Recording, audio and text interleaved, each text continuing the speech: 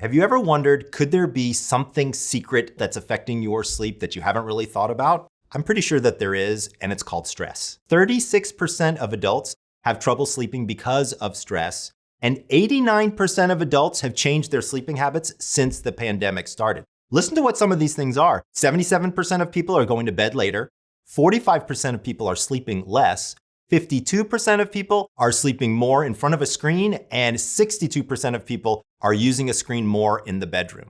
So basically, all habits kind of got thrown out the window during and post-pandemic. Before we get into all of that, we need to really break down what is stress, okay? So stress is a feeling of emotional or physical tension in your body's reaction to some demand or challenge that's out there. Now, stress can be positive. It can help you avoid danger. You could be getting married. That's a eustress or a happy stress. But stress can always be negative. Long-term, it can cause burnout, things like that, and it can lead to many different health problems. Speaking of health problems, this statistic was fascinating to me. 75 to 90% of doctor visits in the US are in some way related to stress. So you gotta take a look at this, right? And so can stress be physical? Can it be emotional? Does it affect behavior? All of the above. So what are some physical forms of stress? Headaches, digestive problems, acne, muscle tension, fatigue, disrupted sleep, things like that. But it can also be emotional. Lack of motivation, it can be feeling overwhelmed, it can be altered mood, depression. And of course, it affects your behavior, right? You have angry outbursts, or you say something that you didn't mean to say, or you don't exercise as often, right? Stress can undermine literally every aspect of your health and behavior. Now, remember, 1 in 3 US adults report insufficient sleep. 1/3 of people already don't sleep well, right? And we know that insufficient sleep can lead to things like obesity, diabetes, high blood pressure, heart conditions, stroke. It's kind of crazy, all the stuff that's out there. Did you know that people who sleep less than 6 hours per night can make their body 4 times more vulnerable to all of these medical situations? So guess what? Your immune system is dramatically affected by your sleep. Now, one thing to remember is stress doesn't necessarily cause sleep disorders, but it does cause something that I call disordered sleep. So remember, sleep disorders are things like apnea, narcolepsy, restless leg syndrome, periodic limb movements. You've seen me do videos on those, and if any one of those are things that you want to learn more about, absolutely check out some of my videos here about those disorders. But stress has a tendency to give us what I call disordered sleep. So it's not quite an official sleep disorder, but it results in things like fatigue, restlessness, daytime lack of energy, daytime sleepiness, pain.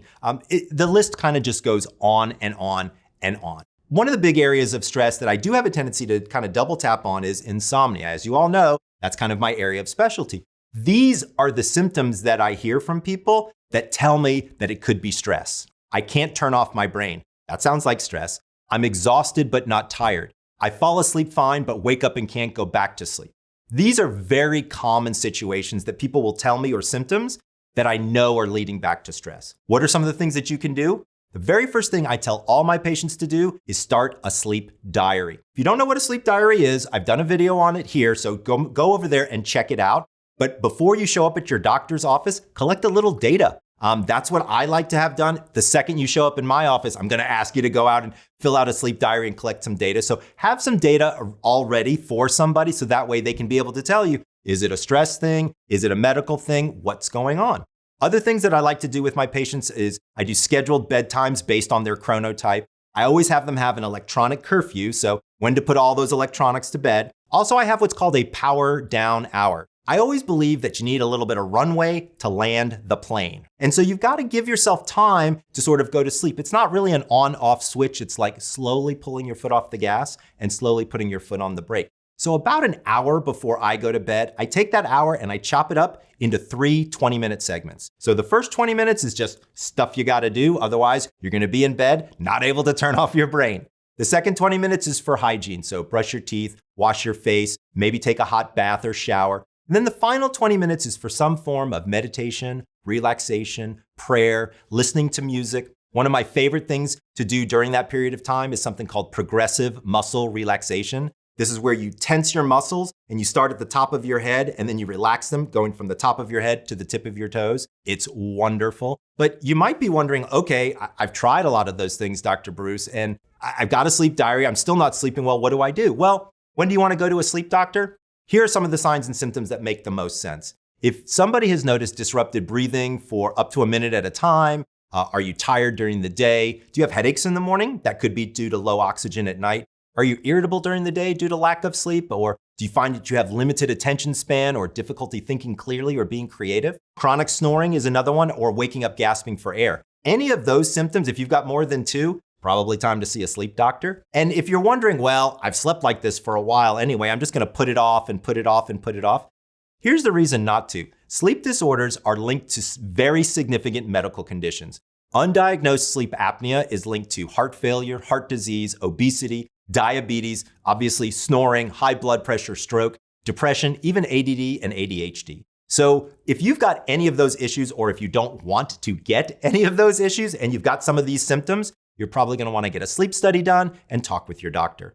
Now, while you're having all those things done, there are some behaviors that you can do to improve your sleep hygiene. Some of my favorites are taking naps during the daytime when it's appropriate time to take a nap, making sure that you don't go to bed on an empty stomach, limiting caffeine, things of that nature. One of my favorites that I always like to talk about, which is a great stress reduction, is exercise. I'm a big exerciser. As people know, I'm in the gym almost every day.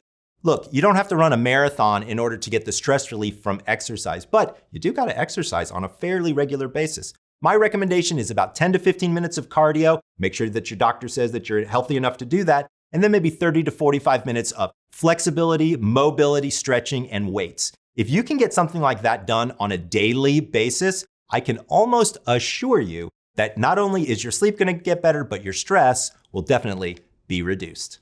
By the way, there are some excellent stress-reducing supplements that you can take, and I have a video all about them coming up right here. Look, stress and sleep are not friends. Taking steps to reduce your overall levels of stress and anxiety can help set the conditions for sleep. This is Dr. Michael Breus, the Sleep Doctor, wishing you sweet and stress-less dreams.